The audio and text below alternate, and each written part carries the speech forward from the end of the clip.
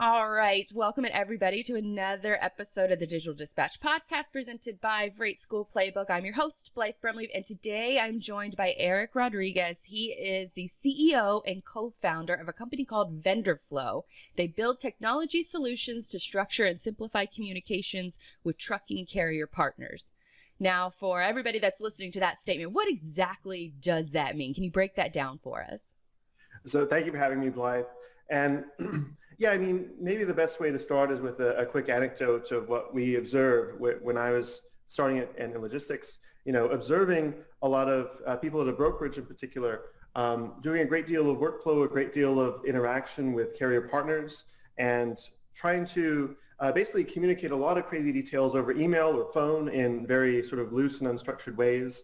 And we're interested in providing more structured ways for people to interact. So we think we can do a lot to improve the efficiency of these folks and also create a framework for interacting with partners, so to actually deepen those relationships between these, for example, a broker and a carrier partner. And now you mentioned, and we were talking in the pre-show meeting, that you want to actually keep the human element involved in communications. Why is that so important in a world where we want to automate everything? Sure, it is a bit of a contrarian position, maybe from a Silicon Valley perspective, and we're in Los Angeles for what it's worth. But we, from our time in logistics, and our team substantially comes from logistics as well. We observe the value in that there are meaningful relationships between, for example, a shipper and a broker and their carrier partner, and we have no interest in stepping between that. We also celebrate the importance of sort of human discretion in interacting in different situations. So for example, sure, maybe you will have EDI and API that say the truck driver arrived and, this other event happened, but still there will need human discretion for things like, okay, well, now what? We need to fix this issue. We need to reschedule something. We need to communicate back to someone. We believe it's always important to have that element. We think technology should play a role of empowering people to be more efficient in their role, take away from any rote type of workflows where, maybe they have to copy paste 1 million times from a spreadsheet into an email. Well, that's no fun. And I think it's reasonable to automate something like that. But the fundamental human role and relationships, we have no interest in impeding. Yeah, we see a lot of value there. So when somebody, let's say that I'm a carrier, I'm a shipper, and I am browsing your website, what is the first, I guess, a demo run through? What are the problems that you're trying to solve, I guess, for each use case? Certainly. Well, our initial use case is focused around the quote requests and capacity requests type of workflow. So, we'll see stories where, a shipper will send an email out to 9 brokers saying, hey, you guys, please offer a rate for point A to point B going out in 2 days.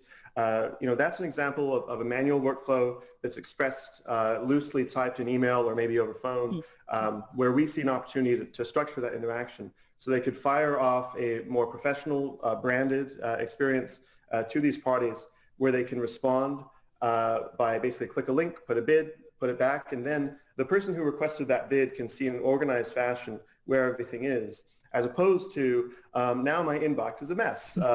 I sent this big email out, people are replying, they're saying, is it still available, like what's going on? And to us that seems like sort of a stressful experience and a somewhat crazy experience. We observe operating in logistics to be sort of chaotic enough sometimes in terms of trying to react to all these things. The inbox would drive anyone nuts, or it would drive me nuts at least. Yes, to see all these events going through.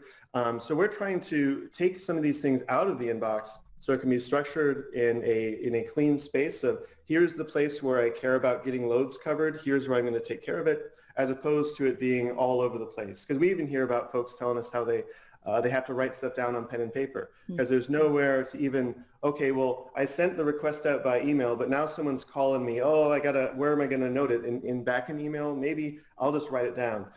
We're trying to offer people a way to sort of reduce that level of chaos there. So are users logging into Vendorflow's website, or are you, say, a connector or a filter system that's put in place inside their email communication?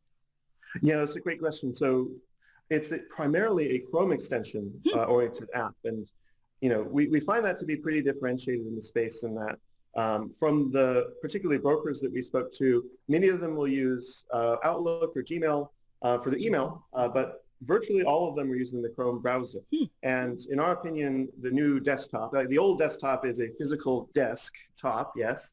And then the next stage of desktop is sort of your computer desktop, whether it's PC or Mac. But in our observations, a lot of operations folks, they're spending time in the Chrome browser. So by having a Chrome extension, it's sort of always persistent for you. And you can see when new information is coming up, it'll do a little badge that says, now you have 2 responses to your request. Now you have 3 responses to your request. So they can kind of keep it in the corner of their eye as they're monitoring the responses that are coming back for them. So that's why we chose that medium, and we think there's a lot of opportunity. We haven't seen a lot of workflow software that's really taking advantage of the potential of the Chrome extension. And so when you're working in the Chrome extension, so say you're getting these notifications, are you clicking on that notification and then where is it taking the user next? Inside your platform, inside email? How am I as a user monitoring those communications? Yeah, so the classic case would be, let's say I am a broker, maybe carrier sales rep. Maybe I'm concerned with expedited shipments. So that seems to be an area for us, expedited being speedy by nature. People Everybody need a way wants the 2-day shipping. Yeah, well, yes. And these broker folks find themselves really under the gun to turn around the fine coverage, fine rates within a matter of not hours, minutes, so many times. So they can open up this Chrome extension, briefly describe the nature of the load. It's going from Arizona to Dallas and details, FTL, and so on. They can fire that off in an omni-channel manner. So omni-channel meaning this person should get an email because they're a fellow office worker. Okay, they get an email. This person is an owner-operator. Maybe email is a slow way to get them to really react. Maybe it should be a robocall that will robocall the owner-operator that says, hello, carrier partner. This is Bob from da-da-da. We have a load going place to place. Dial 1 if you want to call back and dial 2 if you're not interested. And then it could do a text as well to the other people who prefer to be contacted by text. Because part of I think the humility that a lot of technology companies need to learn in logistics is that there's no one correct way to do very much at all. That flexibility needs to be preserved so that different carriers want to be reached in different ways. Good. Why would we stop that? Right. So we want the broker to be able to reach out to their carrier partners in a way that is convenient and accommodating to the carrier partners, both because it's the right thing to do and because, the carrier partners are going to respond more quickly to the things that they're comfortable with receiving. But the point is, it'll cast this net, it'll send it all out to their carrier partners, and the carrier partners will have a means of responding by maybe clicking a link and putting in their bid or saying, I'm unavailable, I don't do that lane. And all these responses come back into the Chrome extension to say, okay, for this load that I'm trying to get covered, this person didn't respond, this person said $800, this person said 900, and they have the lift gate and whatever details. And then I have the ability to say, well, I could keep waiting until I get a satisfactory bid, or I can say that here's the winner right here. We can close this puppy out. And also it could provide feedback to these carriers to say, hey, we love you, we want to work with you, but your rate was off by this much, or whatever the case may be. Because, you're on LinkedIn as well. That's how we met. There's a lot of wonderful conversations right now about facilitating an environment where folks can give each other feedback. And we're interested in going in that direction as well. So sorry, I might have weaved in and out a few directions there, but giving you some of the story. Yeah. No, I definitely appreciate it because especially from a use case perspective, you highlighted on the communication preferences that everybody has, and they're all different. How is the broker setting up those communication preferences based off of previous conversations that they've had with maybe carriers, or are the carriers able to set up their own communication preferences? Yeah. And how does that sort of work? So there is a technology journey there. We are a relatively young company, and today really the broker would be, or the broker user would be in control of that. We're interested in pursuing TMS integrations where, to the extent that preference already exists, it can be sort of inherited into our system to just acknowledge that.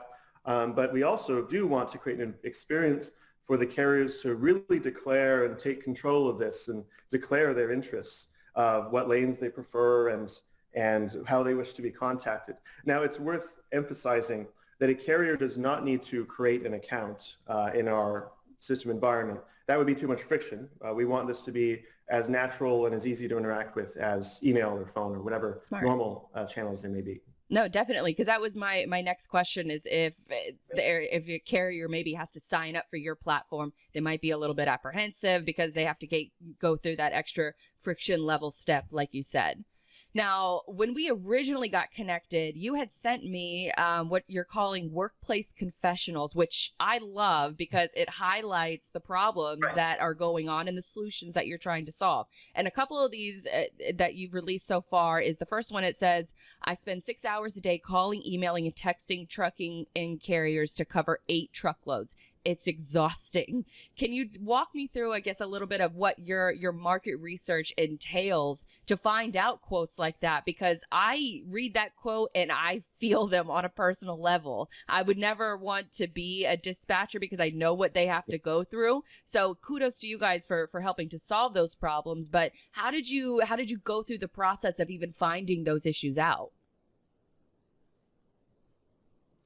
I know, I appreciate it a lot, and it's part of the learning in being effective, I suppose, in interacting with prospective customers, inviting them to tell their stories, inviting them to talk about challenges that they have, and trying to listen as much as possible. I know it's a bit cliche, but I do think that folks, including myself, need a reminder on this because, of course, I just want to get right in there and say, like, oh, here's the product, you're going to love it. And whenever I do that, usually it's like, well, I don't know, would I? But when I invite them to talk about their story, they can really connect the dots themselves rather than me telling them what the dots are or something like that. So that's a big learning.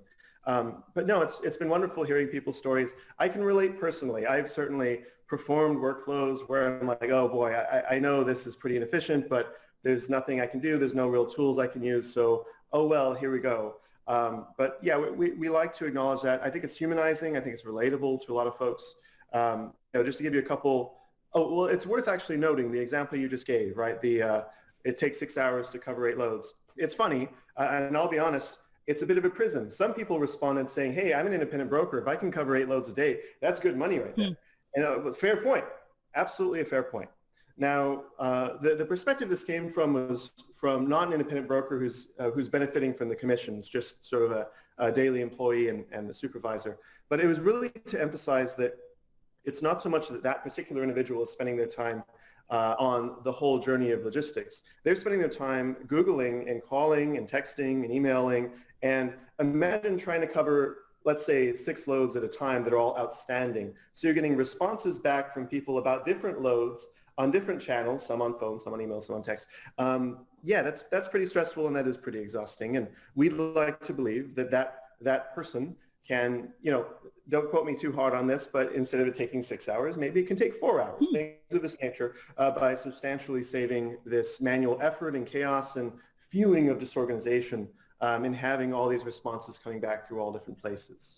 And so have you, I guess, found yourself, you solved a few problems in particular after your conversations with your during your market research phase. Are there problems that you want to solve in the future that you guys haven't solved yet? Oh, just a couple. No, there's a lot we're very excited to do. I mean, our development philosophy is to do a good job at 1 or 2 things, not get ahead of ourselves. I think a lot of startups in particular, I've been in venture-backed startups for pretty much my whole career, have a tendency to get way ahead of themselves, to sell things that don't fully exist yet even sometimes. So we're a little bit more modest in the sense that we want to make sure we're doing a really good job at just this story of I have to reach out to folks, I have to get responses, I want it to be organized, I want reporting around it. It's incredible the amount of depth just in that one topic. Now, there's of course the temptation of building sort of TMS style capabilities and just going, why not do it all? Well, we don't want to build a TMS and we don't intend to build a TMS. No disrespect to TMS. We see ourselves as a layer that adds upon TMS, a layer that basically interacts between parties regardless of which TMSs they are or are not using.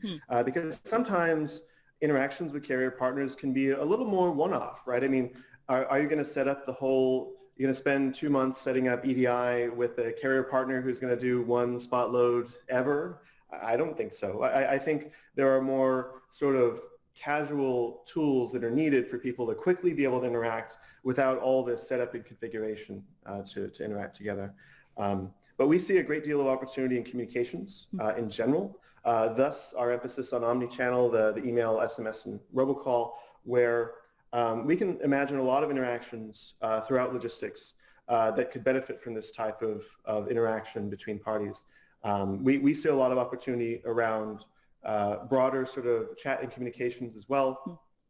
In that, if you're a carrier, you have to use this broker's TMS app and this broker's marketplace app and this other TMS's app to do this load and to do that load and to do that load. And I think most folks would acknowledge like that can't possibly be sustainable, can it? For carriers to have to just use a vast mix of very similar but not the same tools on a regular basis. We're interested in building more of a connective tissue, if you will, where it's agnostic to TMS so that a carrier can work with their customers through one interface and a customer can work with their carriers through one type of interface. So that's what we're interested in, and that's the opportunity we see. And you mentioned that I would imagine that fragmentation is a big crux of the industry right now. There's been a lot of technology that's come into the industry in the past few years.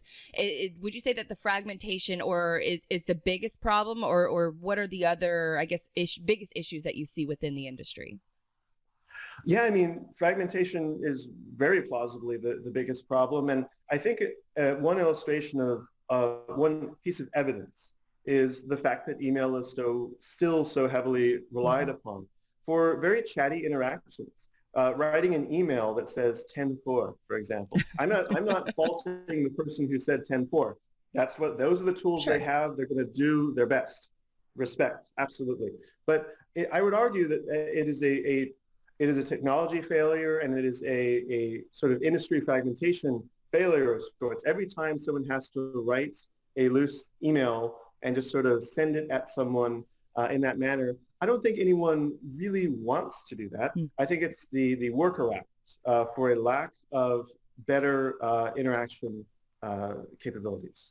That's a good way of putting it, because like you said, it's one of those things where they live and die by emails. So if their email goes down, then they're out of business, for the day at least, until their email comes back up.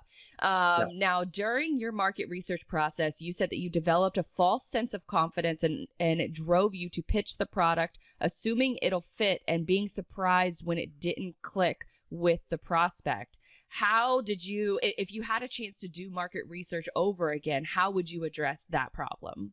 No, it's a great learning. And as I say, this is something I'll probably need to be reminded of on a regular basis. I don't think you just learn these things once and that's the end of it. With this type of topic, I think I would have traded. So let me explain. So, early days, we had a great number of people who were saying, this is awesome. Good job. Keep doing it, which is good.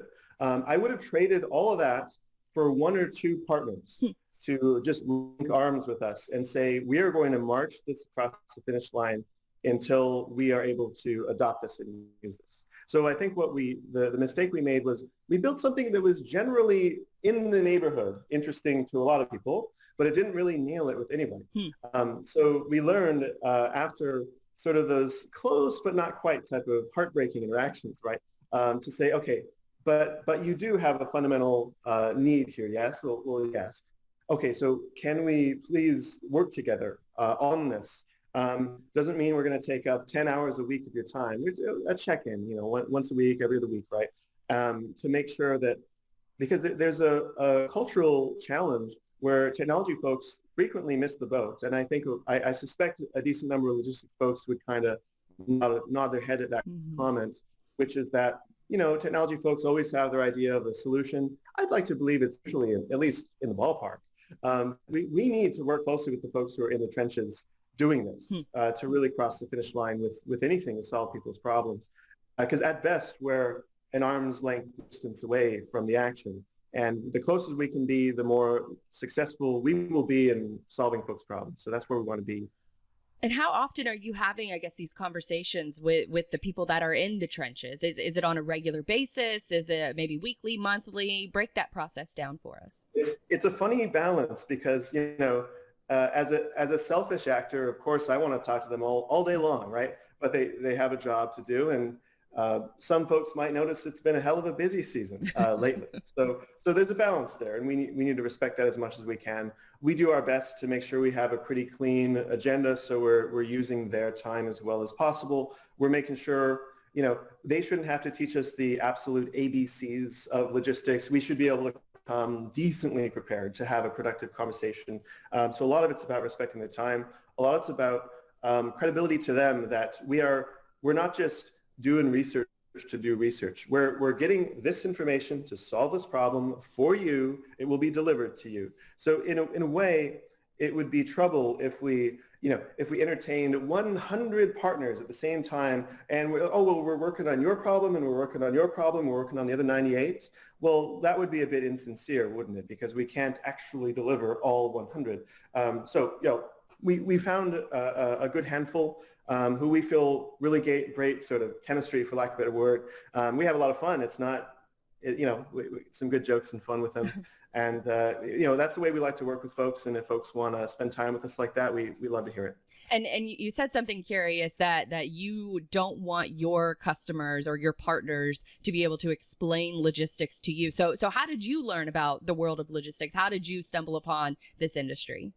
Sure. Well, I'm certainly no expert. I've been in it for, let's call it 3 years now.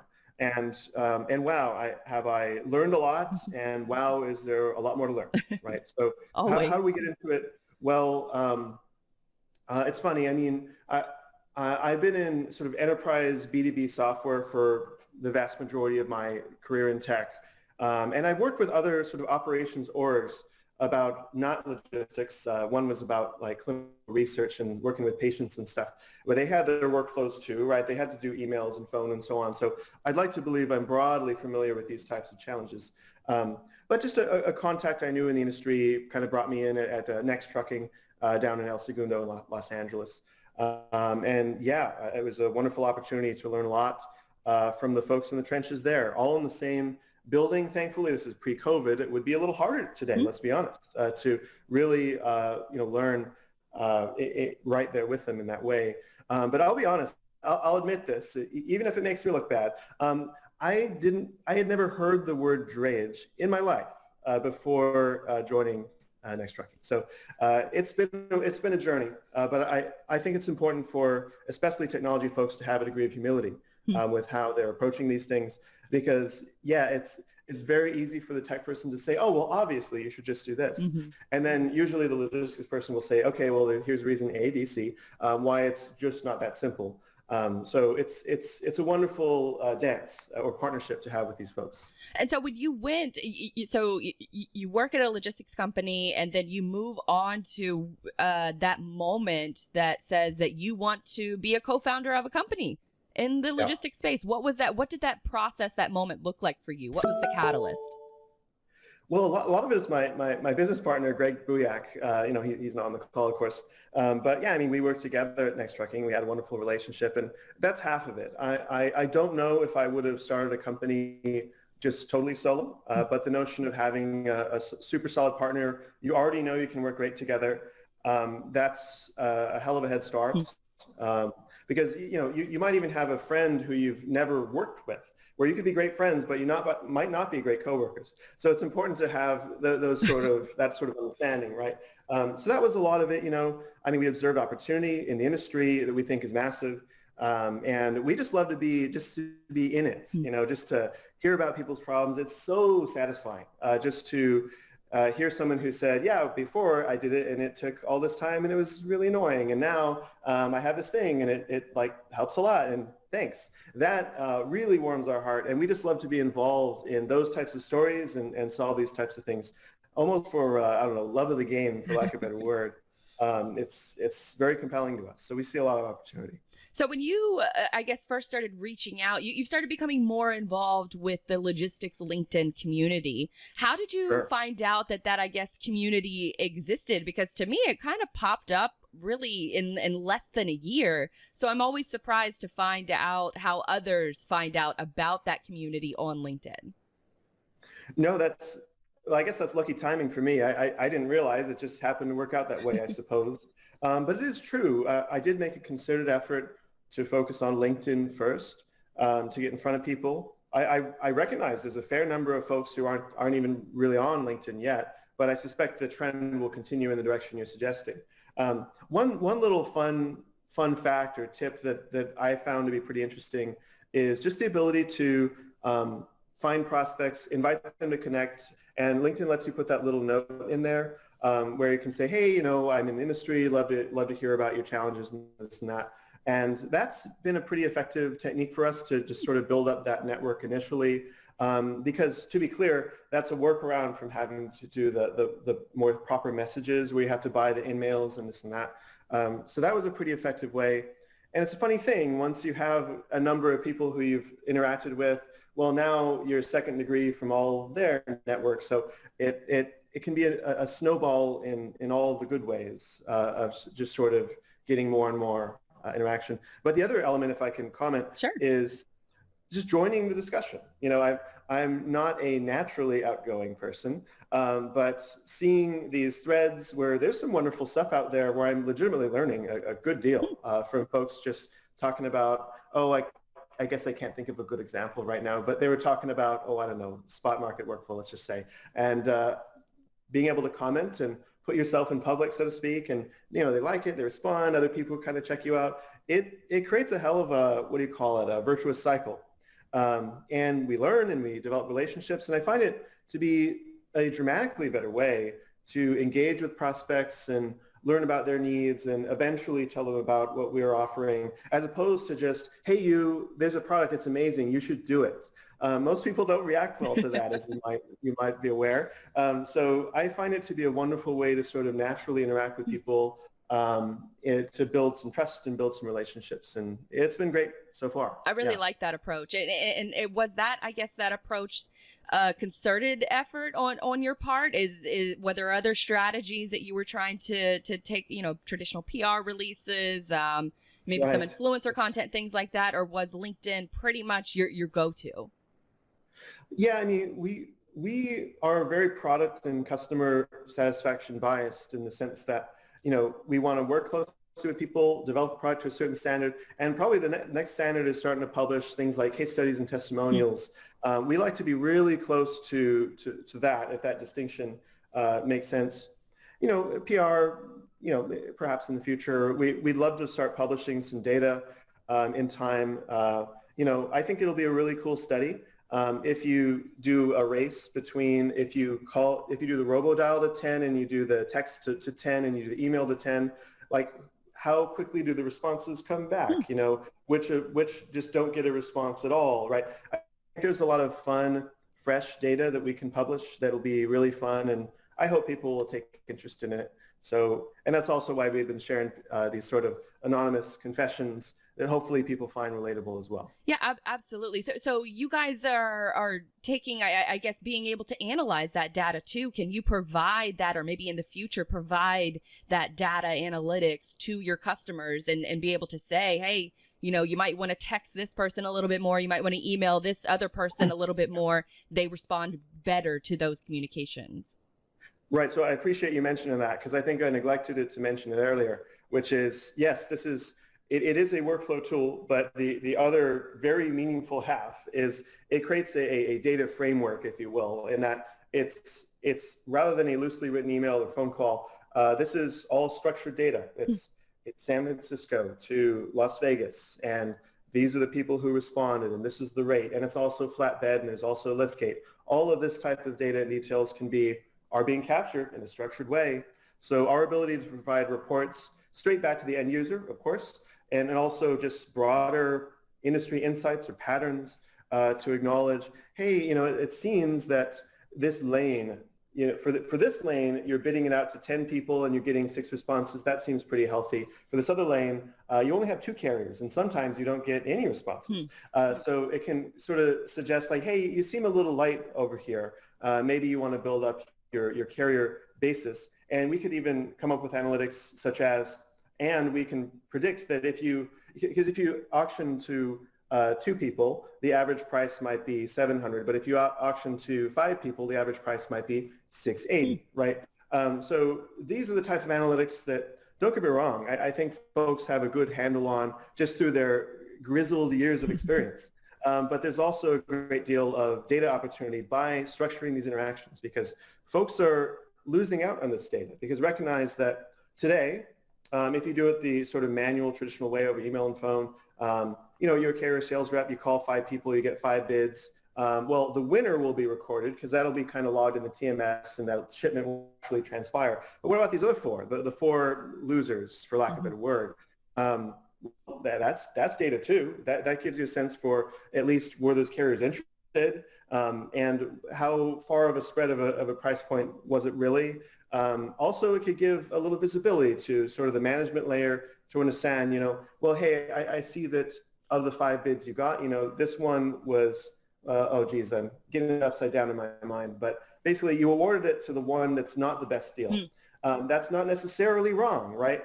Maybe it's because the one that's slightly more expensive, the service level is so good that it's justifiable. That's okay. But we're just creating a framework for that level of transparency so people can understand, like, what's going on here?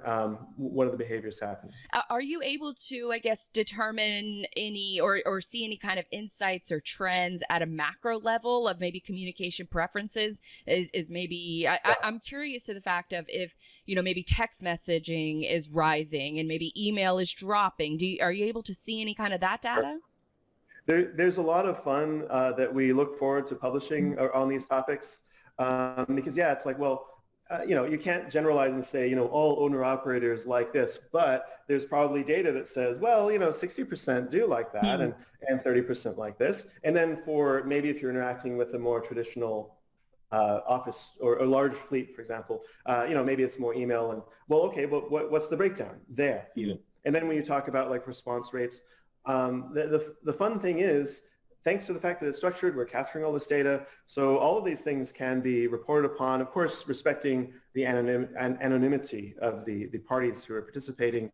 But it also creates a framework for, we want to deepen relationships between brokers and their carrier partners. So the broker can give feedback to their carrier partner to say, okay, you've been bidding at this rate. You could imagine even a tragic drama, if you will, where there's a carrier who is offering awesome rates, but they take 6 hours to respond. Meanwhile, the guy who responds in a snap but offers not so low rates, they're the ones winning because, hey, first to it wins, right? So we want to cast light upon this so that broker can say, hey, carrier partner who's responding slowly, we really want to work with you. You have awesome service. You're offering great rates, but how can we get these rates a little quicker? Maybe we should get a contracted rate for this so we don't have to ask every time if that's the problem. I don't know. I'm not here to say exactly what they should do. I'm here to say, here's the evidence. Here's what happened. Right. Please proceed and improve your processes and your relationships based on it. It definitely sounds like you're giving more education and more insight into how carriers and shippers are interacting together, and brokers, of course. And so from that perspective, I think you guys are offering a great solution, both at the micro level for a lot of these different companies, but then at the macro level, I think a lot of people within the industry would love to see some of that information coming out. So whenever you have that, definitely look forward to reading more insight on that. And I think that about wraps up all of the questions that I had. Was there anything that you wanted to highlight that I wasn't smart enough to ask? Oh, geez. I don't know if I have anything terribly on the top of my head. I mean, I'll just briefly acknowledge that while the current product is very heavily oriented around the spot market, we're also going in a direction of more contracted lane rates.